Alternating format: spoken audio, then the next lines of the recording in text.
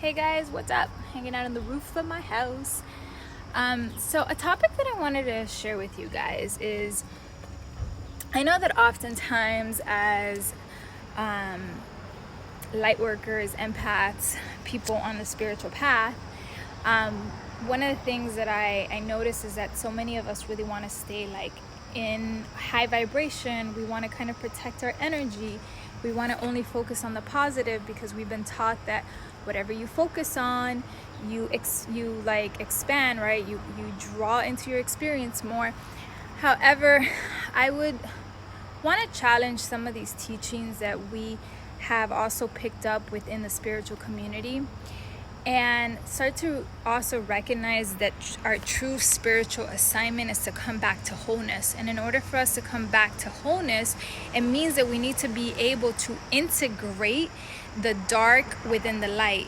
It means that in order for you to truly have a high vibration, it means that your vibration, if it's truly high and it's truly you've mastered your vibration, let's just use that word, means that you then can become that beacon of light within the dark, right? It means that your vibration doesn't get swept within the darkness. Like it doesn't just drop because things around you are chaotic. And that's really the work, right? That's what we're here to master. It's to be able to maintain a high frequency within the darkness, because that is our job. Our job as light workers is to be that beacon of light, is to transmute these darker, lower, denser energies into finer, higher vibrations. But in order to do that, we must be willing to go into the dark and be in the dark, which means dealing with your own traumas, sitting with your own negative emotions, with your own wounds, and then being able to also sit with the wounds and traumas of the collective. So what does that mean? That means like right now in the world stage, there's a lot coming up, and it could be very tempting to want to put blinders on and to want to go back into our bubbles and say, no, I don't want to focus. I don't want to give too much energy on everything that's going on in the world because I don't want to create that reality, right? And although there is truth to that, we also have to recognize that right now it's no longer the time to ignore, right, or pretend that what is happening isn't happening, because that's what got us here in the first place. None of these issues are new. They've been happening for eons.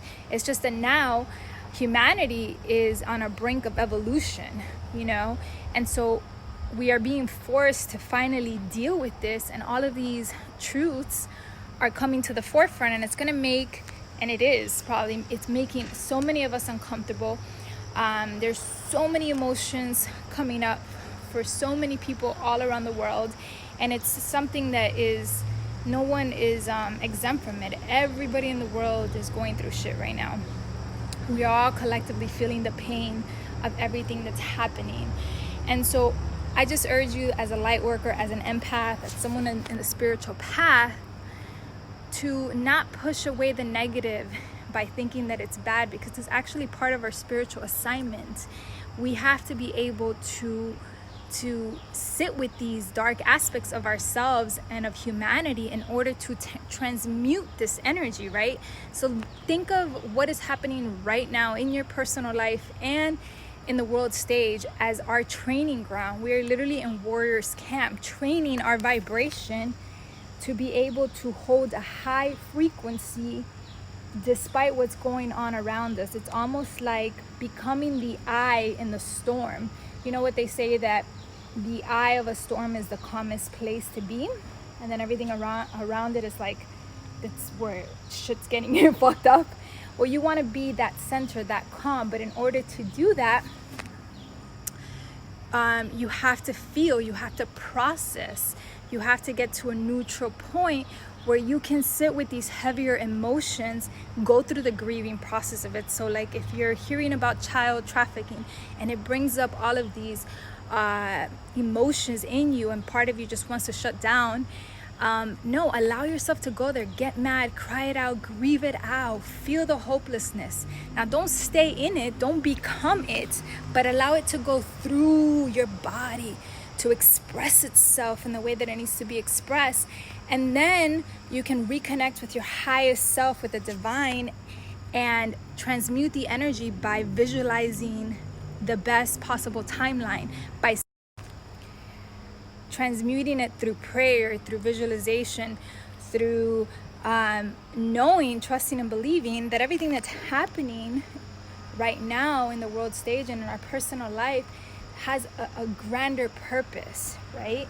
And so it's about not getting caught up in the stories, not getting stuck, and not becoming powerless to what is going on. It's the remembrance that we are divinely connected, but that what we came here to do, because we're human beings, we're spiritual beings having a human experience, which means that we're here to have this visceral experience with our bodies, with our emotions. We are vessels to feel everything, right? So I just share this with you because I was just thinking about this yesterday as we were having this conversation, and I was like, yeah,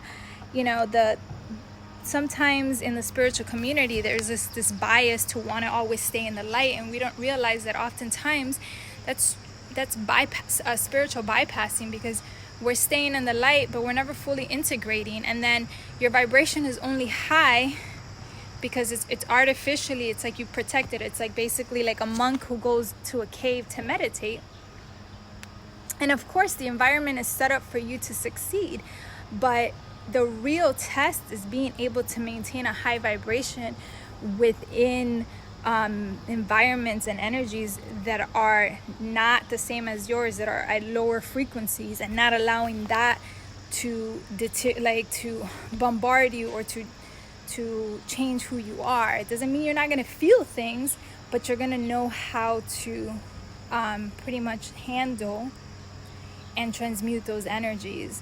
And yeah, so I just wanted to share this with you guys. Like, if you're going through it and you don't know what to do right now with everything that's going on, it's like, obviously take it day by day. Don't bombard yourself constantly with information and sensory. It could be an overload. There are days where I'm like, oh my god, the world's going to shit, right? But then I have to remember who I am. I have to remember my connection. I have to remember that there's a grander plan than what we see, right? That everything is orchestrated, even like the most evil shit that we see, that we can't comprehend. And I know that my job is to allow myself to feel it all, and to be truly that beacon of light for myself and for others, through my belief and through how I show up in the world, and the vision that I envision for us collectively.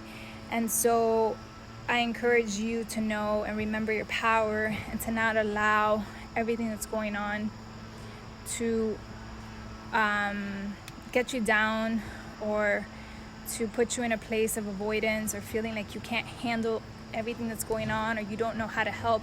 The best way that you can help is by really allowing yourself to feel everything that's going on, through integrating your own shadow, through healing your own traumas and your own wounds, and then envisioning the highest possible timeline for yourself and for humanity. And so, yeah, that's what I wanted to share with you guys, and I hope that this is helpful in one way or another, and that it resonates, and if it doesn't, that's also good. But yeah.